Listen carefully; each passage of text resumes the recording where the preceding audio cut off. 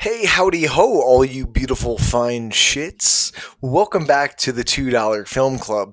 And I was going to try to do like a really spooky, like Halloween imitation, but I realized that I'd probably just be embarrassing myself on like a cringe level that I don't think like people would believe.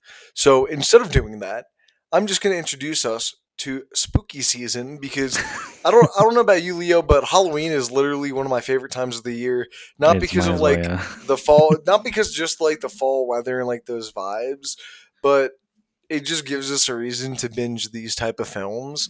Yeah. And we'll be talking about the like some of the classic Universal horror films with The Mummy, Frankenstein, and The Wolfman, but there's plenty of others we'll get to in the future, and we have a bunch of slated month of horror films for the next few weeks, which is something I'm also really excited about.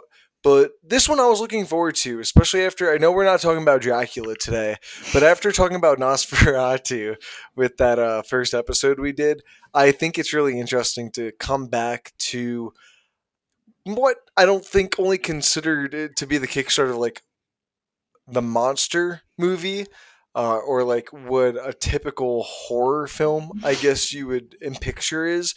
But I feel like for like cinema, it's done a lot more. Especially like, dude, fucking, I don't know if you do you know that new Universal Studios theme park that opened up. They have like a whole dedicated little monsterverse to all of the You mean the Universal. recycling of the Dark Universe Yes, the failed recycle. Yeah. franchise?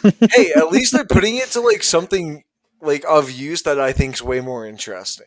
Mm. So, um, well, I don't know like what your knowledge of references with these movies too. I know we've spoken about them How a do you little bit mean, here and there. Like I don't know like if you've seen any of them before, if this is mm. your first time, and like this isn't just going for like these three that we're talking about, but I'm talking about like for I feel like you've seen Dracula, right? No, I have never seen the Bela Lugosi. You I've never seen it. wow. I've never You seen any of the movies that we're going to talk about before today and yesterday. and I not like mean, Creature it of the was Black Lagoon either. That one I think is a no. little bit yeah. That one I expected you not to see, but you never know. Is Doctor Jekyll and Mister Hyde? Was that one of these movies? Was that a Universal movie? No, It wasn't. no. That's not the right one. Hold on. 1932. It came out at the same time. It might be Um, Universal, but it's not considered like a Universal monster because I don't think Jack on Hyde was like considered a monster. I oh, it's a still Paramount think Pictures movie. That's funny. okay, yeah, that's what I thought. I'm like that like it came out at the same time, but I'm pretty sure it wasn't Universal who distributed it. That kind of makes sense though, because if for anyone who's seen the 1931 Doctor Jekyll and Mister Hyde, because they say the name wrong, um, it's yeah, it's very different from the movies that we just watched. Yeah, I and mean that in both a good and bad way. I feel like that's kind of the same for like the Mummy. I feel like all these are going to be hard to talk about kind of individually on their own because I don't think that really. I I don't think know. they At both least the have. Mummy. At least the Mummy. I I mean, think no, will be hard. the mummy is the easiest one for me to separate because I grew up watching the Brendan Fraser movies, and I did not enjoy the movie very much. Did Just you now when I really watched not it, enjoy the Brendan Fraser Mummy movies? What? no, I didn't enjoy this one. I love Oh, the Brendan oh! Fraser I was about ones, to say, dude, what are you smoking but right that's what I'm now? saying. I think Like, I can. I think I mean, maybe because I haven't seen them, like any of them, that maybe that's why I can separate them from each other a lot better. Um, but I was curious how what order you wanted to talk about them. Do you want to do them in a release order? um, I guess so. Just for historical sakes, because I think a lot happens between the 10-year span of Frankenstein in 1931, And The the Wolf. Mummy in 32, and then Wolfman just casually in 41. I think Um, it is. I did find it funny when I was looking through all the stuff on this that we just because we kind of like randomly chose these because I remember I said I didn't want to talk about Dracula because I figured that would be better for like a different like an episode of its own. just like talk about the history of like Dracula adaptations, kind of similar how we did like Nosferatu. Yeah. Um, but I thought it was interesting that we just kind of happened to just pick this 10-year span of movies.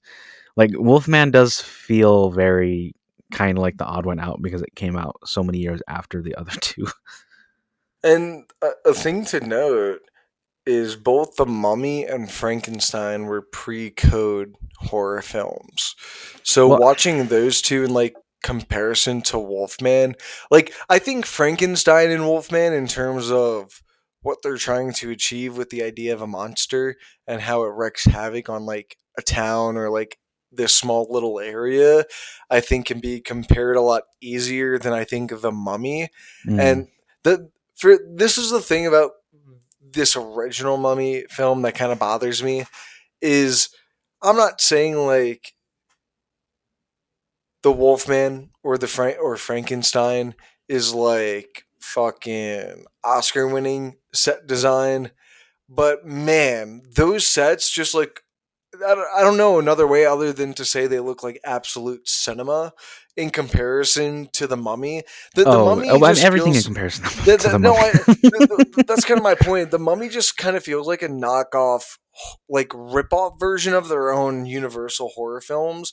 Like they just thought of a mummy, like not a mummy, but a monster that they're like this could be scary. But like the idea of a mummy, They I don't don't do anything to make think it scary though. that's what I'm saying. Even when you look at the Brendan Fraser ones, even the horror moments aren't entirely scary. That the film just kind of just vetoes those and makes Brendan Fraser knock a joke off.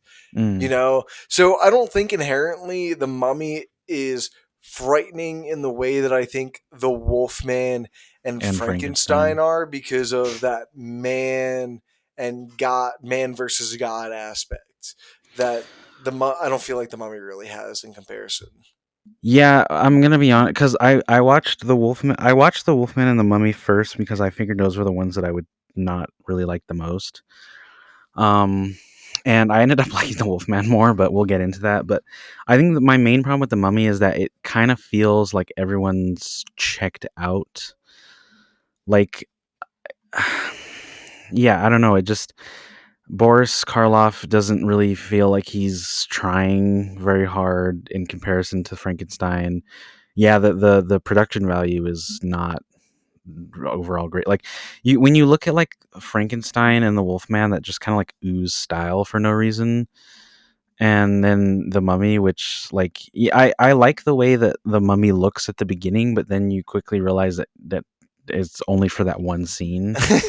And yeah, it kind of feels like feels like there's no point to the Mummy. Like I wasn't really sure what the theme of the movie was. None of the characters are interesting. Um, I just yeah, I like the sort of like in the Wolfman you have that like duality stuff, kind of similar to like Dr. Jekyll and Mr. Hyde. And then you've got Frankenstein and that yeah that idea of like playing God and not really recognizing the consequences of your actions. And the Mummy, I just yeah I think that's kind of why it was so easy for like the 1999 remake to make so many changes to like the plot of that movie and like no one really cared because there's not really anything interesting going on in that movie. It's ironic because I remember when the Tom Cruise one came out Oh, and people were just like, this is going to suck. It's going to be awful. I'm sitting here telling people, like yeah, I absolutely agree. It's probably not going to be good. And, you know, it's probably going to be bad. But you know what? I'd still probably rather watch that than the original one. If I'm going to be, like, yeah, completely honest. unfortunately. Just because this original Mummy film is just boring is all it should be a sin for how boring it is. It's not And even that long either. It's the same well, length as that's the the other thing. They're ones. all an hour and like 5 to 10 10 minutes. Yeah. minutes. So that's the one like great thing I think about all these films is they have like the same shtick in terms of pacing and Hmm. structure for their stories. Like you can watch all three and they have essentially all the same character, right? I mean, even though Frankenstein isn't his monster, he essentially might as well be, because he might as well be the monster. It's the back and forth. Why Mm. can't that just be the well, how did you say his name again? Um, Jekyll and Hyde. Is it Oh, Jekyll? Jekyll. Jekyll. Yeah, It's like Jekyll. it's like Universal's Jekyll and Hyde before that, or like I guess you can say like Jekyll and Hyde took the mummy idea and kind of just separated it. Like I think you could view it in that way. Um, the mummy it just doesn't have. I'm not saying these two films are deep or anything either. Which, you know what, Frankenstein is deep for what it's worth, I think but the like Wolfman is kind of is deeper than you're giving it credit for as well. I think when we get to like those two films, I think we'll have good conversations, because the mummy is just a bunch of blah for me. And there, like you said, there's not really much to go off of outside of like really lackluster performances. And I think that's a sin for like classic films nowadays, just because so many people are put off by the idea of an old film with it being black and white. The audio isn't very good. That's like at least a complaint I have for Frankenstein. I'll talk about later, but like Mm. You it, mean because you yeah. can't hear the dialogue over the sound effects? Well, not only that, but like in Frankenstein, I don't know if you noticed this, but whenever they did wide shots, they never put the mic in like a close spot hidden. Oh So yeah. it very much seems like they're talking from like the other end of the studio, Mm. often in like the wide shots. And Yeah. it'll go from like wide shot with that type of dialogue to a close up or medium shot with really clean dialogue. And I'm Oh, and you like, can bro, definitely hear the difference. you can Yeah. hear the difference on top of what you were saying with like the sound effects. So it was just kind of jarring. Like it wasn't the biggest deal, because I feel like you can at least get away with those type of films in the earlier days. But I was just like, this kind of hurts my head right now. Mm. Yeah. I mean, I didn't realize it as much in Frankenstein as I did like the Mummy, because I just think they didn't really care in the Mummy. Obviously, yeah, there's technical limitations, because Frankenstein came out in 1931, and then you have the Wolfman in 1941. So a lot of those things are kind of alleviated that in that film. But I think Frankenstein just has so much more going for it in comparison to the Mummy. I really don't understand the thought process that went into making that movie, because just everything about it is just so bland and dull. I don't like. I do find it interesting that there's kind of like a love triangle in all of these movies, even though they don't really do much with that aspect. But I just thought it was kind of interesting.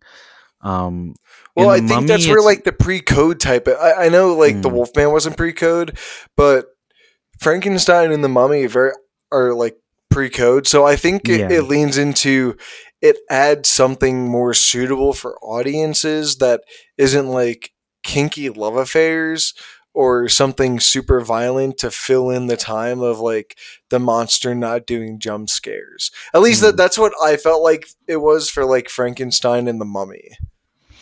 I just the Mummy. I really like. It didn't bug me as much in Frankenstein and the Wolfman, but the Mummy is the one that where it's so melodramatic for no reason.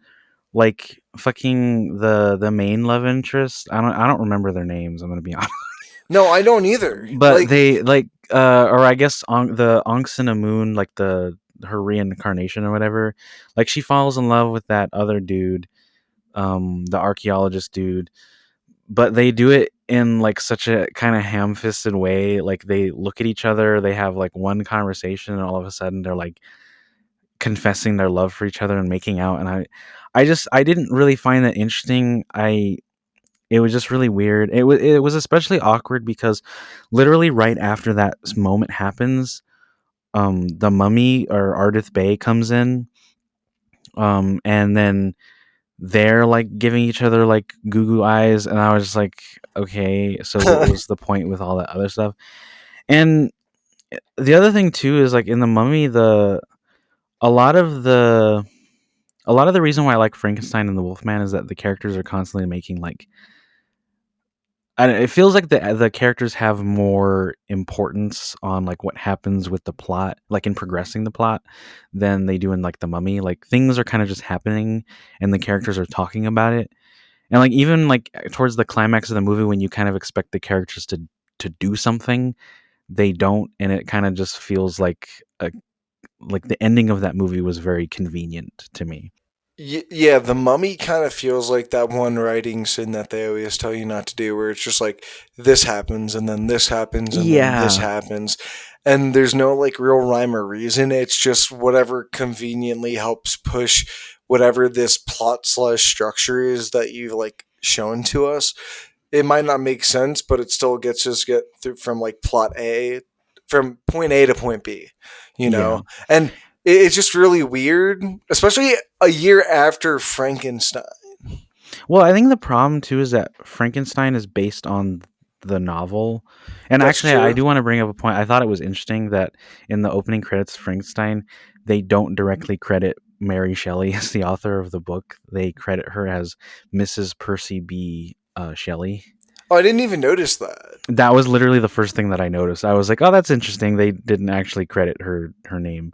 But anyways, I mean, I'm not familiar with the novel. I have it. It's on my reading list, but I feel like about you can kind of tell like at the halfway point it kind of stops adapting the book like after the monster is created or whatever.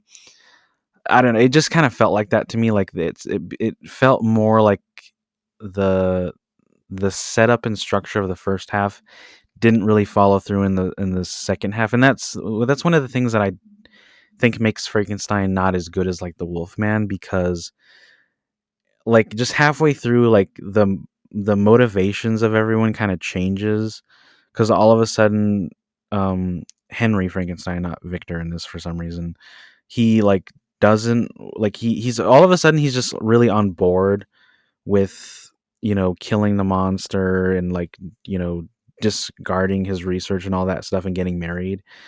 And I just felt it was kind of like a very quick shift in character that didn't really make sense to me, but I don't know if that was just me. No, yeah, I get what you're saying. It it I noticed it. It didn't really bother me as much, maybe because The I Mummy is so bad.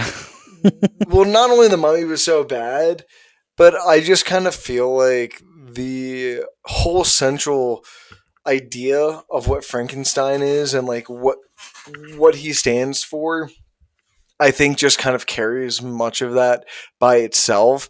I don't really care about Henry Frankenstein by the Yeah, end of the film, so his like sudden switch really doesn't bother me when I'm like watching this monster who's not really a monster, but just this new, essentially a child baby brain who's just born into the world, who's walking around not knowing the power that he has. Like, it's an old film, but I think I've seen this movie three times now, and it's always like it's not played to be super sad, but it's always a super sad scene when you watch Frank throw the little girl into the river or wherever they were standing by, simply because you think that, or that he thinks that she's playing with him. Like he wants her to float, so he just thought by throwing her in she would float, not like really understanding those consequences.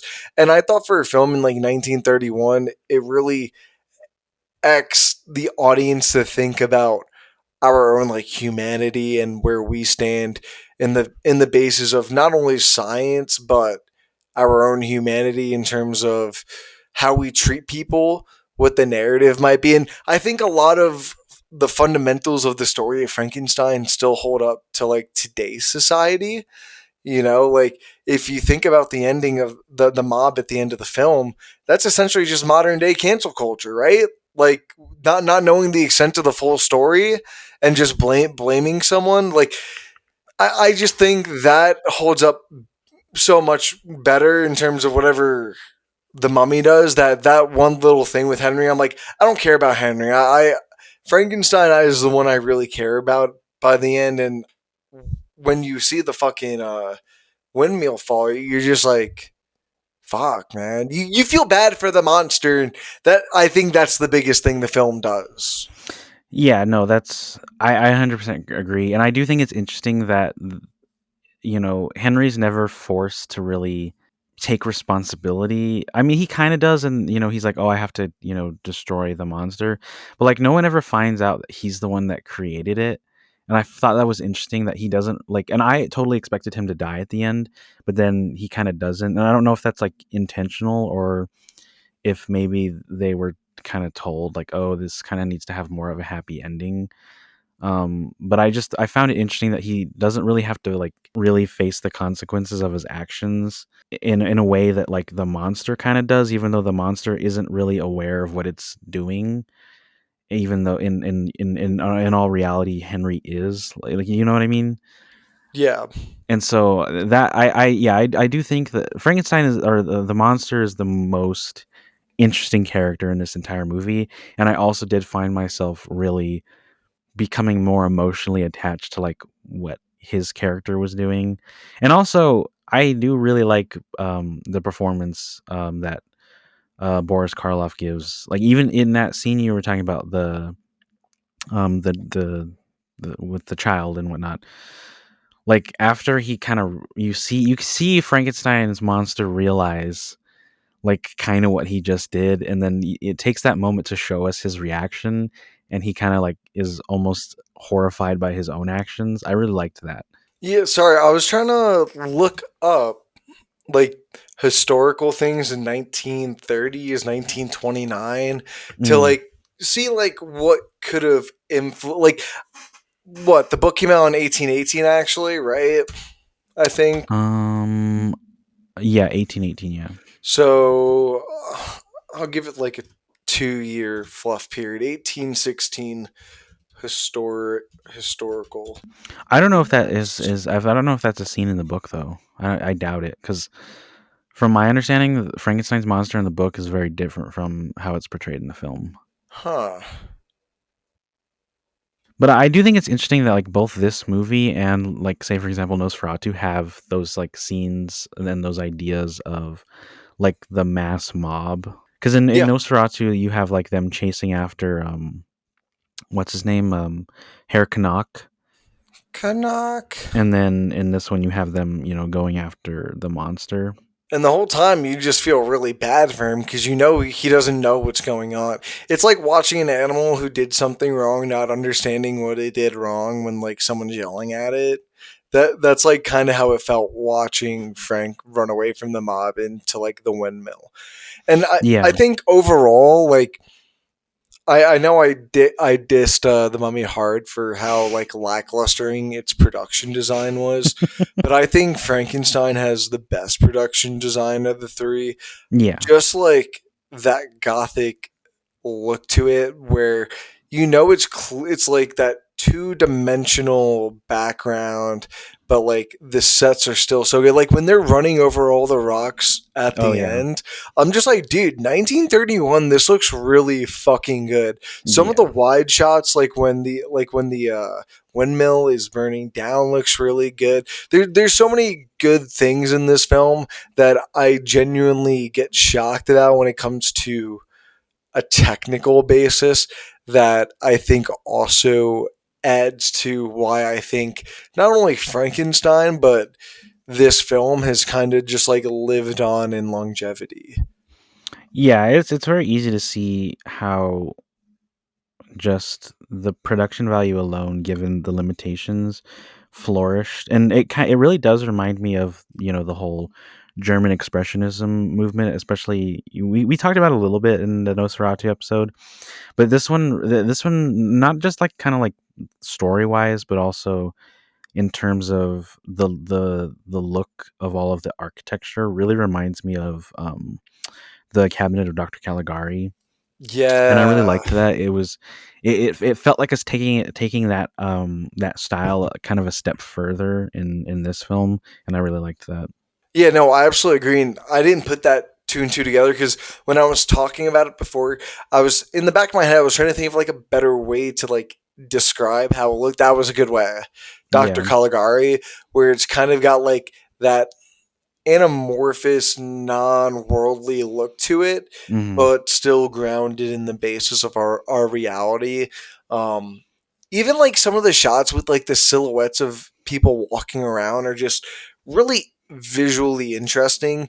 That this feels like we're beating up on the Mummy. That I feel like the Mummy just doesn't try to do, you I know. make And no apologies for us beating up on the I Mummy. That is not a very good movie. It's it isn't, especially after watching Wolfman and Frankenstein, because it feels like they just dropped the bag so hard on it, and I don't understand why. Maybe because it yeah, was so early on, like, and they were still trying to figure out like what their basis was by the time that they got to Wolfman as a studio, but it just really weird fumble of the bag.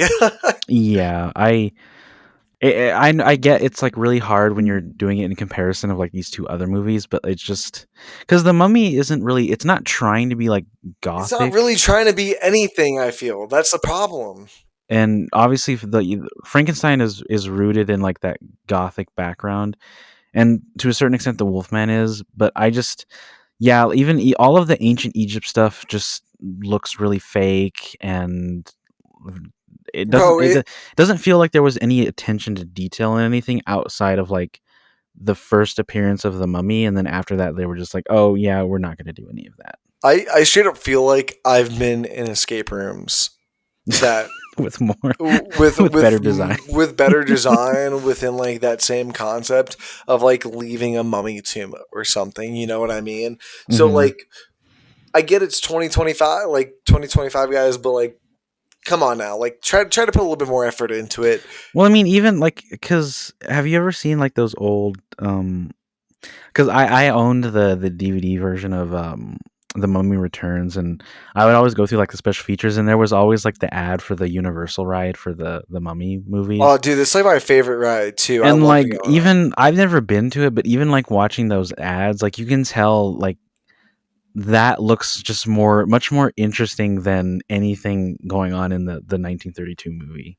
Yeah, dude, it's crazy. Like I'm just walking through like the queue of the ride itself, just way more immersive than anything the Yeah, film does. Like you could go up on YouTube and like look it up, which is like kind of the sad thing. Like that's why I think I really want to go to the new Universal Park, for like the reason that it just feels much so fucking immersive, and it just blows my mind because I yeah, think it'd be really cool to like live in these type of worlds, these super old Hollywood gothic pre-code world. Like it's just so interesting to me.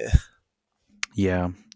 I think I do want to bring up like the pre-code topic thing again because we've kind of been mentioning it, and there's some interesting stuff on the Wikipedia about like how they tried to censor a lot of this. There's still quite a bit that I don't think we have access to because, unfortunately, like it says here, as with many pre-code films that were reissued after strict enforcement of the production code in 1934, Universal made cuts from the original camera negative, and thus most of the excised footage is often lost. So, like, pretty much the only thing that that we were able to like still see is that drowning scene because they really that I don't know why everyone was so hot and bothered about this movie. It's really not that bad. Like, yeah, Well, a because young like, bro, it's like drowns, killing but children is just like, oh no, you can't kill a child. That's bad. And like, I think the for what problem is it's that worth, that I kid don't looks pretty understand. fucking limp. So, Yeah, I don't understand why it's that big of a deal when obviously the point of it is you know the horrifying nature of it. Like, it's not treated like a good thing, and even like because another thing that talks about is I think it was yeah, the scene in which the no, sorry, not that one. Upon its original 1931 release, the second part of no, that's still not the right. Sorry. Okay, Massachusetts, Pennsylvania, and New York. Those states also objected to a line they considered blasphemous that occurred during Frankenstein's exuberance when he first learns that his creature is alive. The original relevant passage was Victor saying, "Henry, in the name of God," and then Henry saying, "In the name of God, now I know what it feels like to be God." Kansas requested cutting of 32 scenes in which, if they had been removed, would have cut half of the film. So that line stuff, those two lines, those are in the movie that, or the version of the movie that I saw. I rented it on YouTube, and I don't understand the, like, I get that, yeah, it's kind of, it's blasphemous in terms of, like, the character saying it, but that's kind of the point of the movie. Like, it literally like, the movie opens with that, like, opening monologue of, like, oh, this is a warning, like, you might find this horrifying and whatnot, and it literally just states the thesis of the movie to the audience. And I'm like, I don't understand why that's such a big deal for you, when the point of that character and that part is that him, like, taking that step too far above, like, his quote unquote station. I think the simple answer for that is just people were pussies back then, and I don't I mean fucking that in like guess. I don't mean that in like a disrespectful way. I think It, you should. it was very much like the culture at the time, but like, come on, guys, like I think I don't think the code affects Frankenstein as much as the Mummy, in my Mm, opinion. You could tell that they really. Maybe that's what happened with the Mummy. Maybe they made Frankenstein and they realized how much of a hassle it was with all the code issues that they just played it massively safe with the Mummy. And I gotta look at the budgets now too. I mean, I So don't know about that either, because, like, Frankenstein was made on 262, and Mummy was made off 196, wait, and then Wolfman was made off of 180. So, hmm. and it's interesting that they don't have the box office for the Oh, for the Mummy. Mummy. Well, I don't think it was as big of a success, was it? Well, no, what that's funny because apparently Frankenstein, in 1933, in 1930, Universal had lost $2.2 million in revenue within 48 hours of its opening in New York at the Roxy Theater. Wait, that makes no sense. What?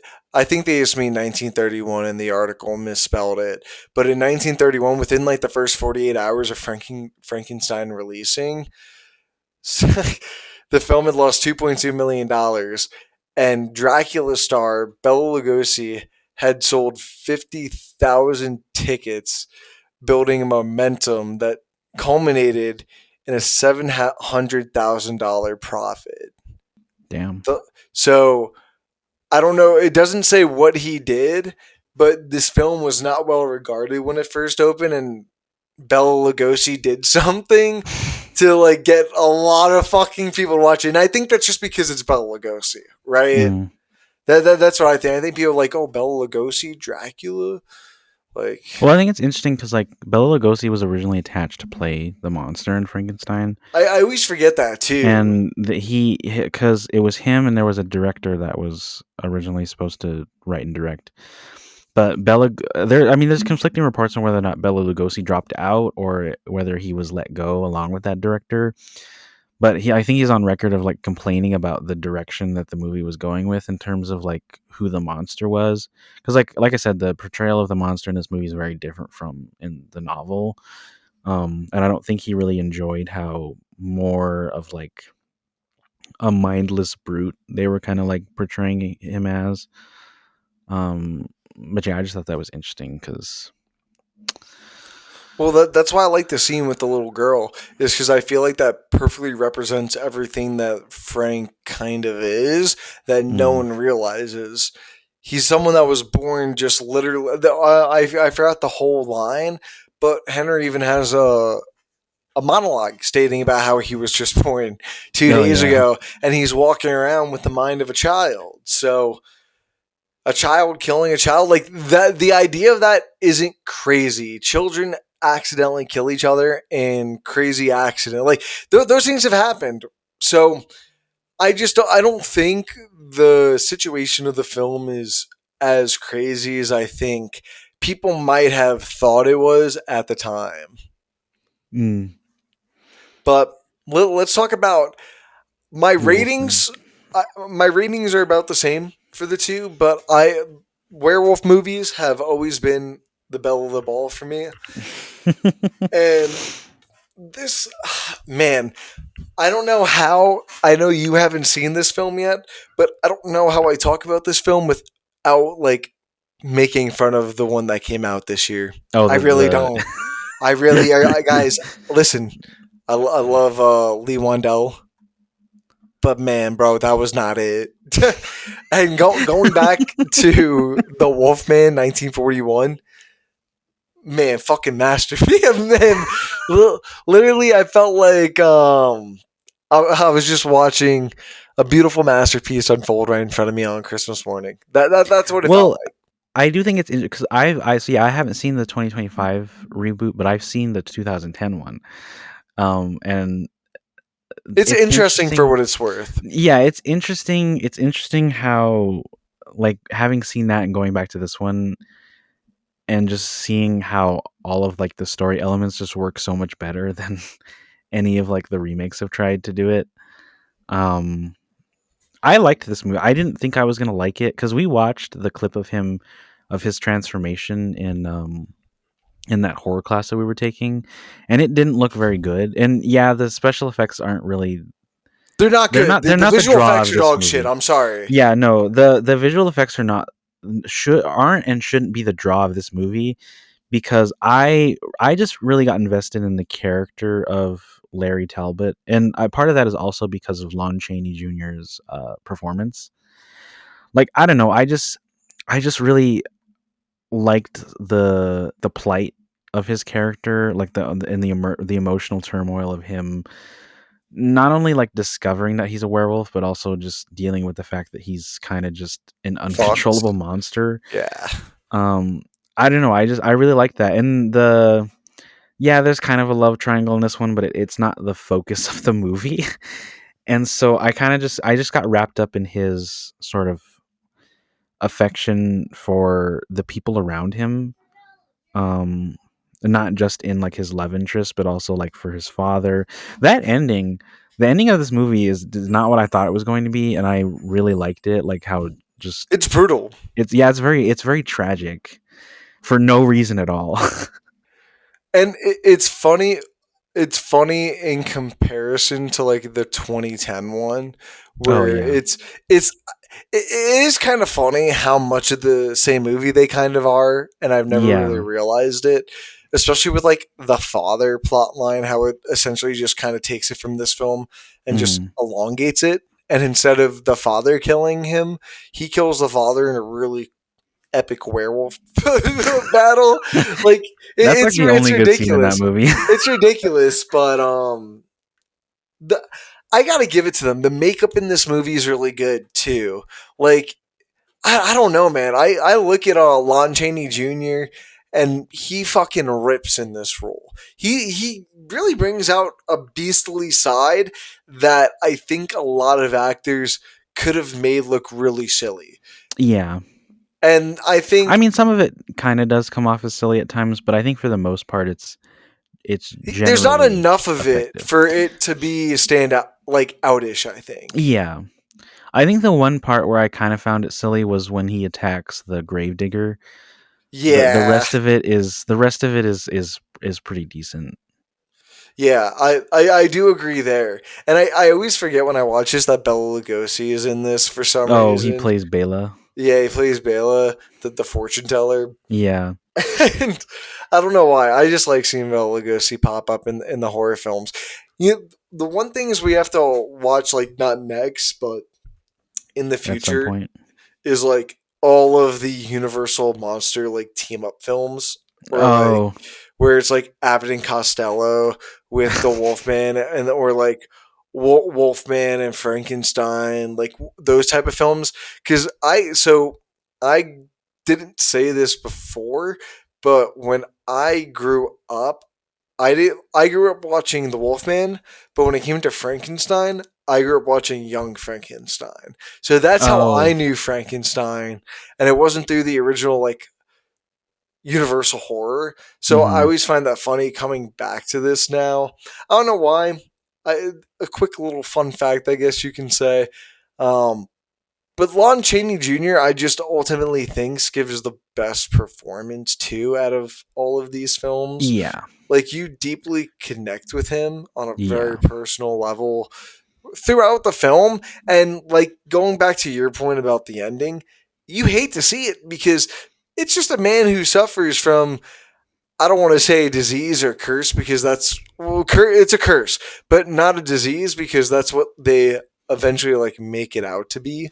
yeah. They kind I of think frame it as that. they kind of, but I don't know. It just, I'm a sucker for these like really old classic films where this is where the foundation and basis of these type of characters we know of. Like literally within the first 15 fucking minutes of this film, they're telling you wooden stakes kill this fucker, pure silver kills this fucker. Like they're going through the checklist of rules. If that's not as classic of a monster film as I could get, then I don't want it.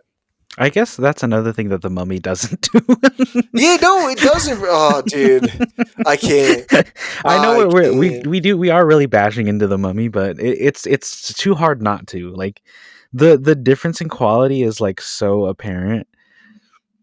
But yeah, going back to the Wolfman, I do like how they sort of weave in the exposition into him like flirting with her, so it kind of feels like it doesn't really feel like exposition. It it's done in a much more natural way, and I really liked that. And also, this is the only movie where the love interests have like chemistry with each other, and I also really liked that. Just watching the Wolfman first was not the best. You had to save it for last to like cleanse the palate. Like, Yeah, like I totally thought I was gonna hate the Wolfman, and then I ended up just absolutely loving it. I shouldn't have watched that one first because it's just it was the basis for which I judged the next two movies. that's not a good basis. No, it's not. Um, but yeah, I don't know. I don't really have that much bad to say about this movie. I just really liked it. No, I'm really glad that we got to watch these because as a huge like horror fan, it's just always really fun to go back to like these old original classics. Hmm. And just like, even though we're shitting on the mummy, I just still think from a historical standpoint, it's really cool. It's almost like just getting a glimpse into what the world once was to a certain extent. So though these films always like kind of have that kind of effect on me, I feel, when I watch them, that will eventually like always make me go back to them, of course. But I'm glad that you wanted to like watch these because you not being a big horror person, I don't feel like these are like your traditional horror films, but these fall more in line with the idea of Halloween. I don't know if that makes sense though. I mean, yeah, they're not horror in Sense terms of of like being them scary. being scary, but yeah, it's very easy to see how they've stayed in pop culture because they're. I mean, the Mummy less so because of the actual like the original movie, but because of like the reboots. But the Wolfman and Frankenstein have lasted so long because they're just so iconic. Like the look, not just the look of them, but just the movies themselves. Um, but yeah, I don't know. I I I I was excited to talk about like to go back and finally watch these movies. But I wasn't expecting to like Frankenstein and the Wolfman as much as I did. Um, and I'm really glad that we got to talk about these two because they are very important, not just to like the history of like the horror genre, but just cinema Film. in general. Um, but yeah. All right, let's get into our final ratings for these. What did you just give me all three and go through them?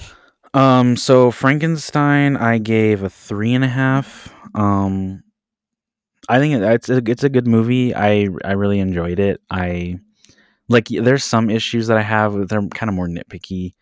But yeah, I thought it's a really great looking film. Like that's probably its strongest aspect. But I also really did enjoy just the monster himself. Like I don't know. I don't know what else I can add to that other than what we already said. And then the Mummy, I gave it 2.5. It's it's fine. It's just it's really boring. It doesn't do this what's the word I'm looking for? Like yeah, like it doesn't do the structure as nearly as well as the other two for some weird reason. And then the Wolfman I gave 4. I really liked that one. I I liked the story. I liked the characters. I liked the performances. And yeah, I just that one I think I left like my viewing of it with a lot more. Yeah, I absolutely agree. For the Wolfman and Frankenstein, I both gave them a 4.